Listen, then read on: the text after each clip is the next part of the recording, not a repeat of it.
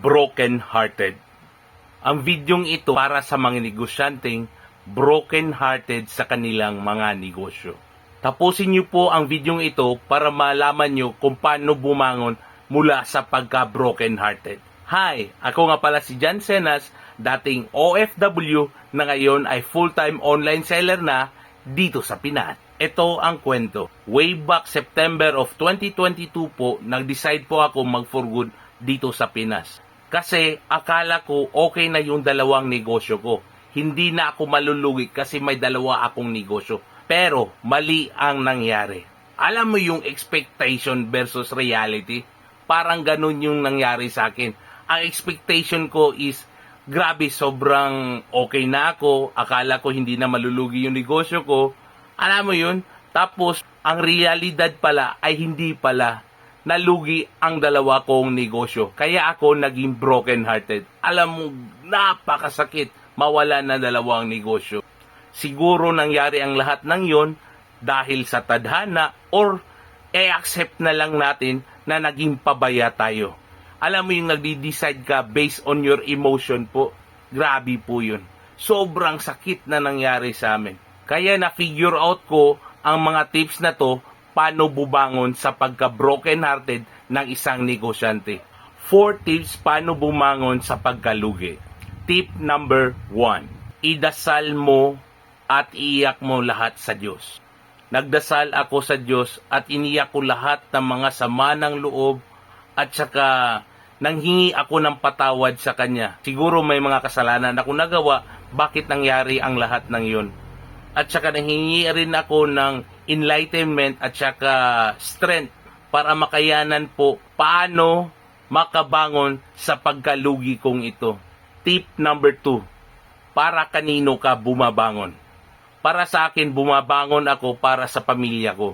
Alam ko, bata pa yung mga anak ko. Kailangan nila ako.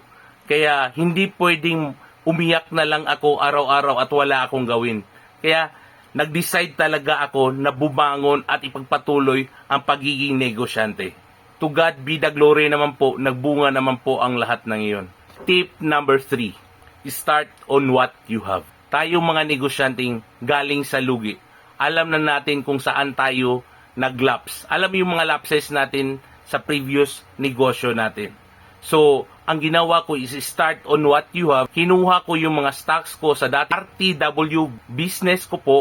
At saka kinuha ko rin yung mga lahat ng gamit ko nasa night cafe dito sa aming barangay. Katapos nun, sinegregate ko na po kung ano pa yung mga gamit ko at saka hindi ko na magagamit. Para po makapag-decide na ako kung ano ang next venture ko na pagninegosyo. Bitawan ang dapat bitawan, cut all the expenses. Dahil may inutang akong tricycle dito sa amin, alam mo yung bao-bao. Sinauli ko na po yung bao-bao. Alam kong luging-lugi ako doon, pero kailangan kong lulukin yung pride ko para makat off po lahat ng mga expenses ko. Dahil yung pera ko is lumalabas na lang lahat, walang pumapasok. So yun yung ginawa ko, kinat ko yung all ng expenses. Tapos binenta ko lahat ng mga bagay na hindi ko na kailangan para simulan itong bago kong negosyo. So yun yung nangyari sa akin mga boss, bago ko mapagtagumpayan itong negosyo kong shoe store. Dahil naniniwala ako, pag hindi pa right time at saka hindi ka pa hinog, hindi talaga ibibigay sa iyo ni Lord kung ano yung para sa iyo. Dahil naniniwala ako na kahit anong gawin mong mga technique, ideas at saka mga strategy, pag hindi pa talaga time, hindi pa talaga time. Huwag matigas ang ating ulo. Yun yung natutunan ko.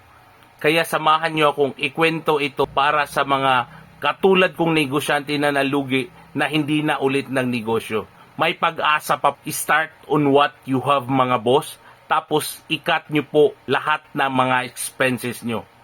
Hayaan nyo nang lulukin muna yung pride nyo. Para sa akin, walang tatalo sa pagninegosyo. Ito yung magdadala sa atin sa promised land.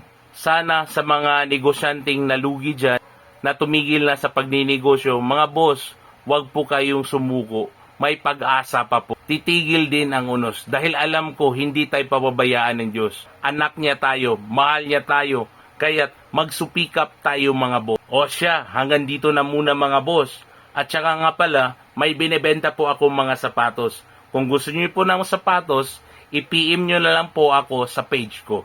Okay? Lalagay ko dito. Alright mga boss, alam kong may natutunan kayo sa bidyong ito. Paki-like and share this video na po para kumalat po sa mga kababayan nating nagnenegosyo na nawalan na po ng pag-asa. May pag-asa pa po mga boss.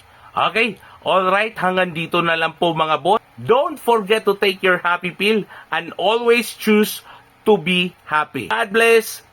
See you!